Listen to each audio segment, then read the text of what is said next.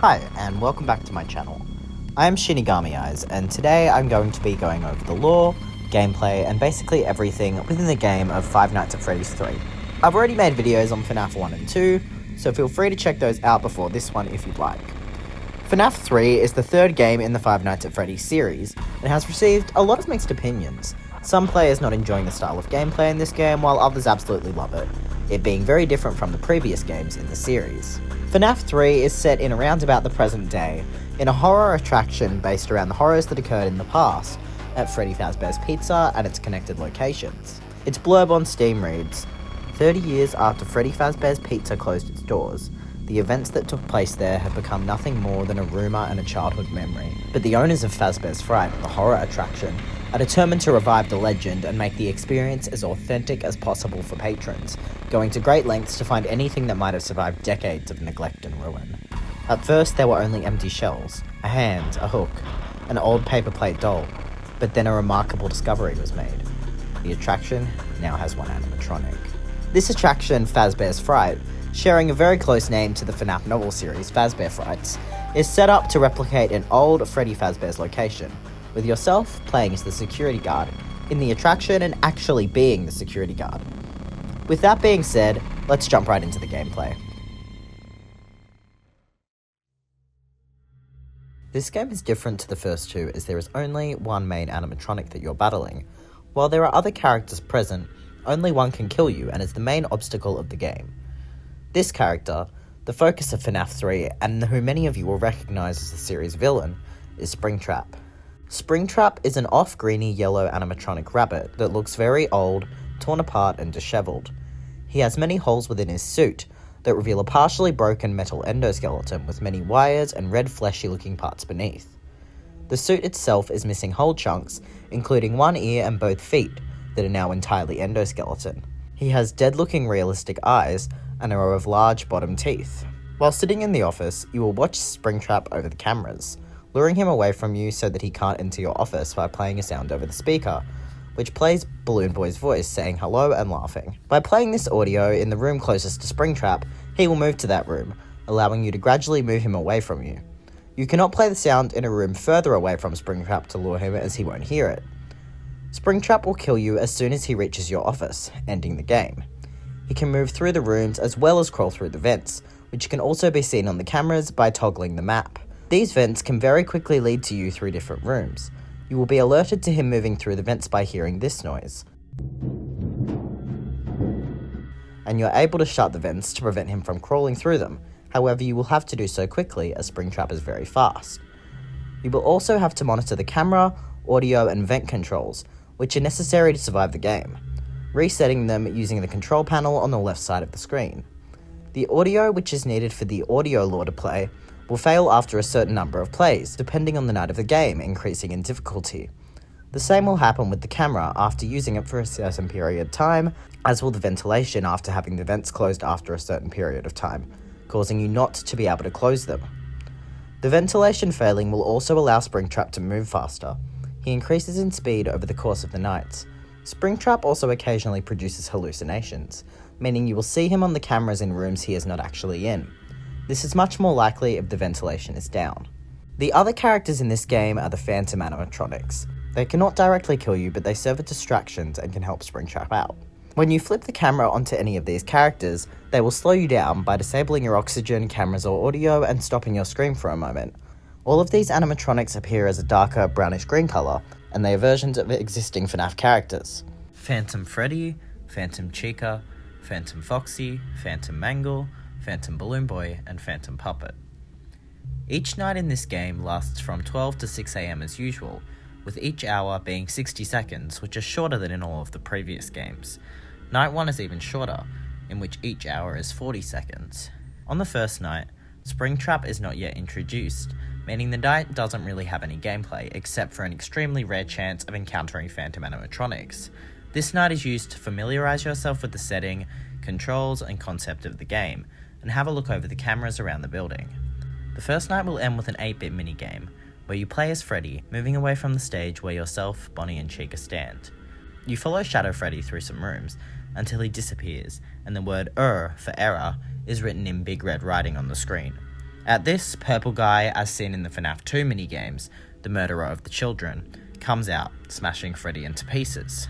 On the second night, Springtrap is introduced, and the Phantom animatronics are in full play, meaning it's the first night of proper gameplay, although Springtrap is definitely not too aggressive yet. You have to lure him away from the office using the Balloon Boy audio, close the vents if he climbs in, try to avoid looking at the Phantom animatronics, and reset the audio, camera, and ventilation when needed. At the end of this night, there's another 8-bit minigame. The exact same scene, except this time you're Bonnie, and as you enter the room before being smashed to pieces, you see the remains of Freddy. Night 3 is much the same, however Springtrap is significantly faster and more aggressive. This night ends with again the same style of minigame, however this time you play as Chica. Night 4 is again much the same as Night 3, with a slight increased difficulty, but not significantly. This night ends with another minigame where you are now Foxy exiting Pirate's Cove. However, you too follow Shadow Freddy and meet the same fate via Purple Guy. On Night 5, the difficulty is increased significantly, being quite tricky to beat. Springtrap is pretty fast, and the Phantom animatronics are very active. After beating the 5th night, you will be met with a final minigame, where you walk around a Freddy's restaurant layout. You can see bones around the remains of Chica and Bonnie and rats running around. As you enter the room where the minigame ended in the previous nights, Purple Guy would chase you around, laughing at you as 4 other black and white, symbolising dead, children watch. Purple Guy gets into a yellow Spring Bonnie suit, dancing around and laughing when the suit gets destroyed, killing him. This reveals to us that the murderer of all the children within the series had died in a rabbit costume and has now become the villain that we are facing in this game, Springtrap, making him the truly ultimate villain to beat. You are then met with an end screen, with realistic Freddy, Bonnie, Chica and Foxy masks, with writing stating the end. Nightmare mode, or Night 6, will be unlocked on the main screen after beating Night 5. This night is when Springtrap is the fastest and most aggressive, as well as all of the Phantom animatronics are more present. Springtrap moves around unpredictably, sometimes fully jumping between rooms, and not responding to the audio cues as often. This night doesn't end with a minigame, but with a newspaper clipping that reads, "It burns. Fazbear Frights burns to the ground. A new local attraction based on an ancient pizzeria chain burned down overnight. Authorities have not ruled out foul play, but at the moment it seems to have been caused by faulty wiring. Very little was found at the scene. The few items that were salvaged will be sold at public auction." This ending the gameplay with the attraction you're working at burning to the ground. The main gameplay of this game tells a story through both the present-day fight with Springtrap himself and the minigames showing snippets into Freddy's in the past, the murders that took place at the hands of Springtrap, and the reiteration that the costumes were possessed by the murdered children. There are 4 stars that can be won in this game. The first is won by beating Night 5, the second for beating Night 6. The second 2 are a bit trickier. The third star is won by completing Night 5 with the good ending, which I will explain shortly, and the 4th star is won by beating Night 6 on aggressive mode, which I will also explain later on in this video. Just like in FNAF 1 and 2, you receive phone calls at the beginning of each night in this game, explaining some of the backstory, lore and instructions of the game. Because FNAF 3 is set in the present day, 30 years after the original phone guy was killed, we have a new guy talking on the phone, dubbed Phone Dude. Phone Dude is a teenage employee at Fazbear's Fright, who's excited about setting up the spooky attraction. On the first night, Phone Dude welcomes you back to another night, suggesting that this isn't your first night working there. He mentions that many Freddy's relics are now in the building, and that they're currently tracking down a new lead. He lets you know that the attraction will open in a week, so we have to ensure that everything is working safely and that, quote, nothing catches on fire. This is of course foreshadowing the article at the end of Night 6. Phone Dude explains that when the attraction opens, people will enter at the opposite end of the building and work their way towards you, describing the path of Springtrap. He also tells you that you'll be part of the attraction. While being an actual security guard, the security office will also be a part of the show, and you'll be starring as the security guard. He mentions having found a new Foxy head, as seen on Cam 4, and some old drawings, as well as the desk fan, revealing that this is in fact the same desk fan as in the first games. Phone Dude states that there aren't many relics for the attraction yet, and hopes that they'll find something better soon, joking that otherwise you will have to dress up. He's hopeful, however, as the contact that he has, a guy who helped design one of the buildings, was able to find an extra room that got boarded up in an old Freddy's building. Phone Guy then quickly explains the controls of the game to you, stressing that the systems will go offline and aren't the best, and again mentioning the fire risk. He also explains that the ventilation is very important to keep going, stating that otherwise you might see some crazy stuff, alluding to the phantom animatronics and hallucinations in the game. Hey, glad you came back for another night.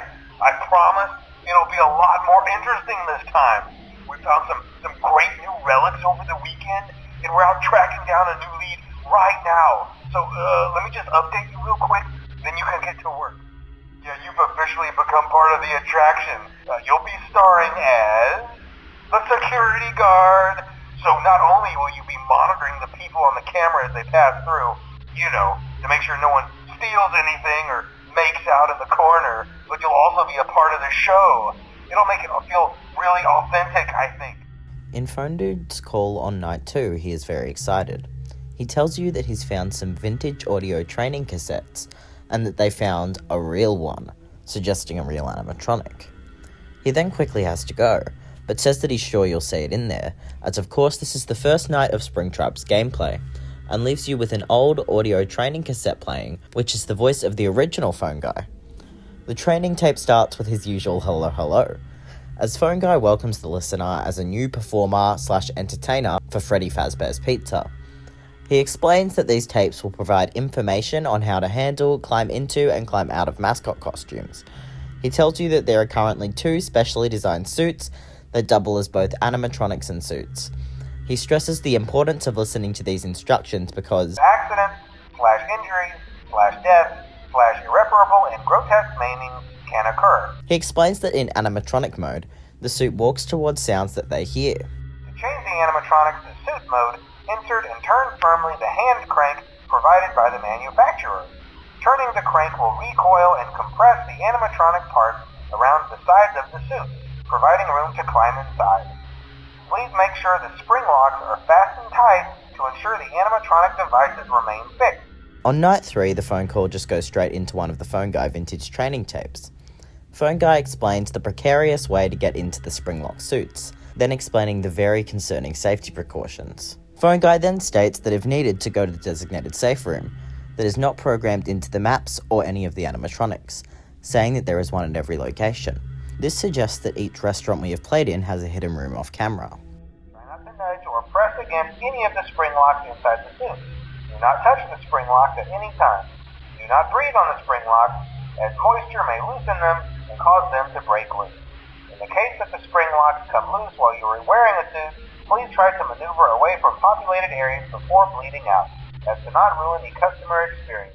On night 4, the third vintage Phone Guy recording states an update to no longer wear the springlock suits due to multiple simultaneous springlock failures at a sister location. Due to all the previous warnings, this suggests multiple deaths. He says that the suits will be moved to an appropriate location and will be being looked at by a technician. He also states that before replacements arrive, they will have to wear temporary provided costumes. Until replacements arrive, you will be expected to wear the temporary costumes provided to you. Keep in mind that they were found on very short notice, so questions about appropriateness/relevance should be deflected. On night 5, the fourth Phone Guy recording states that the safe room should not be used as a break room, and that under no circumstances should customers be taken in there.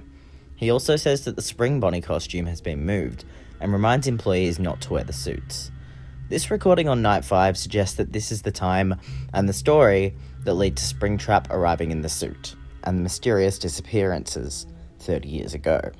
And under no circumstance should a customer ever be taken into this room and out of the main show area. Management has also been made aware that the Spring Bonnie animatronic has been noticeably moved, and would like to remind employees that this costume is not safe to wear under any circumstances. On night 6, the fifth Phone Guy recording has Phone Guy stating that the safe rooms in most locations are being sealed, including this one, with a very suspicious ending. This room being boarded up is where Phone Dude had mentioned in night 1 Springtrap having been found. Nothing is being taken out beforehand, so if you left anything inside, then it's your own fault. Management also requests that this room not be mentioned to family, friends, or insurance representatives. These phone calls, as usual, provide more context and insight into the story of the game, and provide both present and past lore. by providing both the old Phone Guy recordings and the calls from Phone Dude. Thanks again, and remember to smile. You are the face of Freddy Fazbear's Pizza. Minigames are a massive part of FNAF 3, and more so than you would realise in a first playthrough of the game, many being very random in the ways they can be properly completed. The good ending previously mentioned can be achieved by completing all of the hidden minigames. Through various methods on each night, you will be able to find a different hidden minigame. In completing a minigame successfully, you will find a cake, of which all of these cakes will be necessary to unlock the good ending. BB's Balloon Adventure can be played on any of the nights in the game, but can only be completed from night 2 onwards. It is found by double-clicking the Balloon Boy drawing on the wall of Cam 8. All of these games are 8-bit mini-style games using WASD controls. In BB's Balloon Adventure, you play as Balloon Boy, collecting balloons. However, to collect all 8 of the balloons noted on the top of the screen, you'll have to follow a bit of a trickier path. Instead of going out of the exit door, which appears after collecting the first 7 balloons, you jump out of the top of the area, falling down. You walk across until you pass 3 crying black and white children and will then enter another room with a balloon at the top. Once you've collected this, the minigame ends, and you've collected all 8 balloons. This is all you can complete from night 1 of the game, but it isn't yet finished. On night 2, after completing Mangle's quest, you will be able to complete BB's Balloon Adventure. You start the game as usual, however when you fall down, there will now be red platforms to jump on. Once crossing them, you will be met with a long platform with a crying child on the end, and as you walk towards the child, you will be stopped by a giant cake appearing, beating the game. Mangle's quest can only be accessed on night 2 of the game, and it's accessed through Cam 7 by pressing the buttons on the arcade machine, pressing the top left, top right, and bottom right. You play as Mangle as you collect different animatronic parts, putting yourself back together while ensuring not to touch the running screaming child or the game will end. After collecting all of the parts, an exit door will appear, but instead of exiting through this, you exit the room by jumping out of the top right corner, where you will fall into a red room with a giant crying puppet figure. As you walk left, if you have collected all 8 of the balloons in BB's Balloon Adventure, there will be red platforms to jump on. By jumping up on them, you will be able to collect a cake and beat this game. Chica's Party can only be found on night 3, by clicking on 4 shadowy grey cupcakes on cams 2, 3, 4 and 6. In this game you play as Chica, collecting cupcakes and giving them to 4 crying children, who then start smiling. If you've unlocked the cakes in the other 2 minigames before this one, you can jump out of a wall down the bottom and find a grey child that is above some red balloons. If you walk up to him, you will find a cake. Stage 01 can only be accessed on night 4, by pressing the tiles on the wall in your office in a specific order. In this game you play as Golden Freddy. You have to follow a very specific path in order to reach the crying child and collect the cake, which will only appear if you've beaten all of the minigames before this one. This path is very complicated, including having to jump up through the roof. The glitch minigame can only be accessed on night 5, by double-clicking on a faint outline of Shadow Body next to your desk. You would then enter a game where you are Shadow Bonnie and are able to fly around, switching between the previous minigames and a strange purple room by pressing W. If you exit through the top left corner in BB's Balloon game, you can then switch to the purple room with Purple Guy and collect the cake if you've collected all of the previous cakes. The Happiest Day minigame can be accessed on any night, by double-clicking the drawing of the puppet on Cam 3. You walk as the puppet through a series of rooms, with kids eating cakes wearing pig and crocodile masks. As you walk into the next room after these children, you can see another room with a table, and gradually see all of the characters appear as you beat the minigames. However, after beating all of the other minigames, you can walk and collect the final cake, unlocking the good ending of the game, and that 3rd star on the home screen. Once collecting the cake, the children's masks will fall down. Freddy, Bonnie, Chica, Foxy, and Golden Freddy, and your own puppet mask as the rest of the children disappear. 6 balloons will fly away. This has been speculated to symbolise the children's souls being set free, let out of the costumes from their torturous eternity, therefore the good ending. The setting of this game has an unsettling mix of old and new, being set in modern times yet having relics from and being dedicated to stories of the past. You are seated in the office, which is relatively large.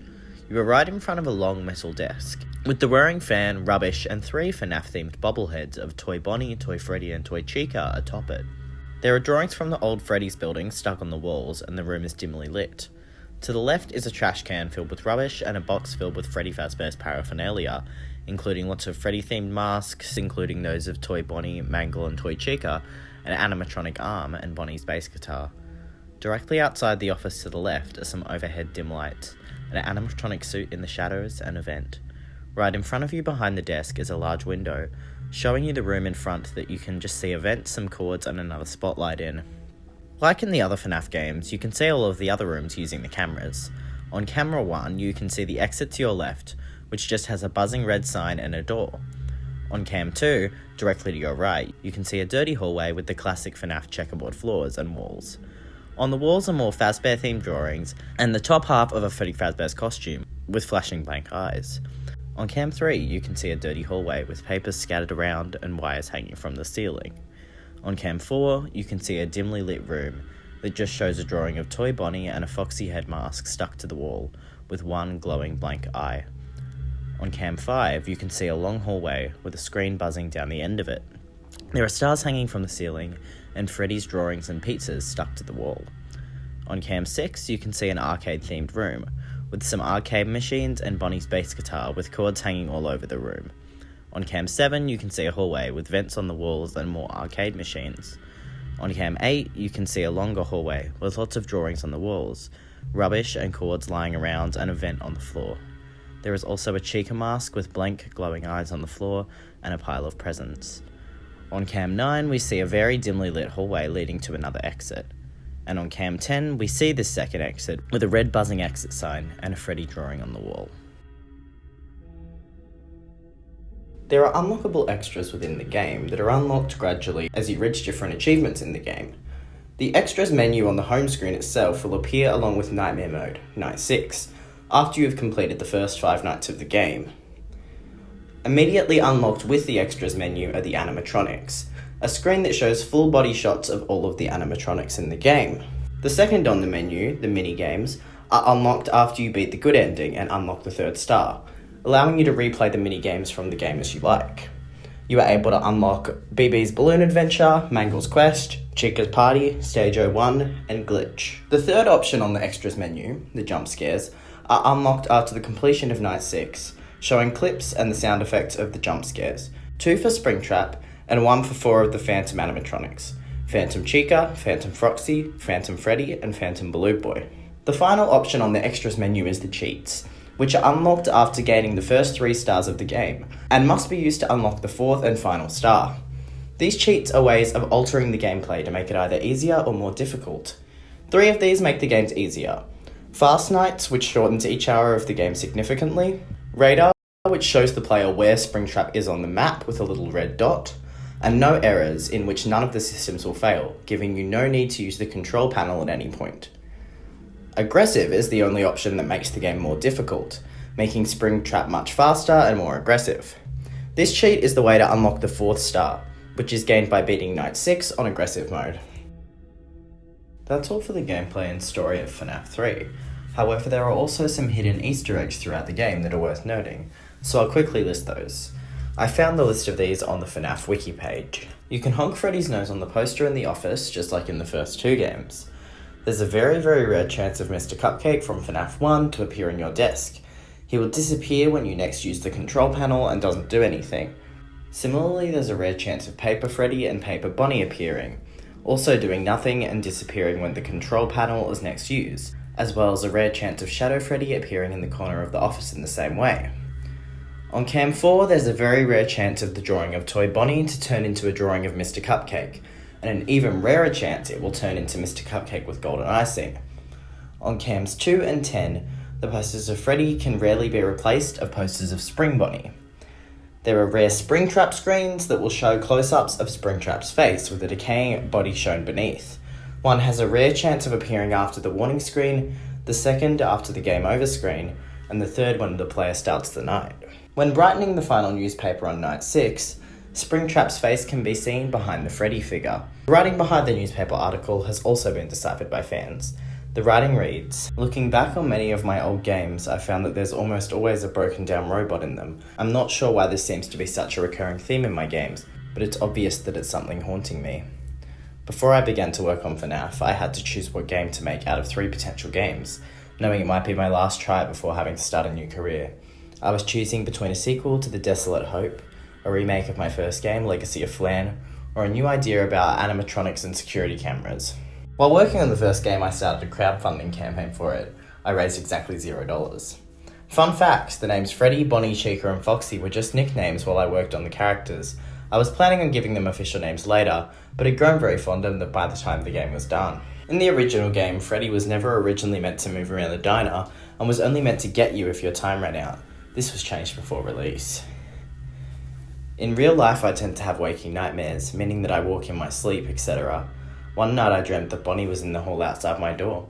As I jumped out of bed and rushed to hold the door shut, I discovered that the door was locked and it filled me with dread. In FNAF 1, when the doors won't work, it means something's already in your office. So when I felt that the door was locked, I felt like Bonnie was in my bedroom and was about to get me. Thankfully, I woke up. I actually modelled the Foxy character on my laptop while riding on a 24-hour drive to visit my in-laws over the summer of 2014. It's very difficult to model a 3D character on a bumpy car ride. Maybe this is why Foxy looks so torn up. While we were there visiting, my kids got to experience Foxy's jump scare for the first time. So there you go, that's about it for FNAF 3. Thank you for watching and I hope you enjoyed the video. Bye.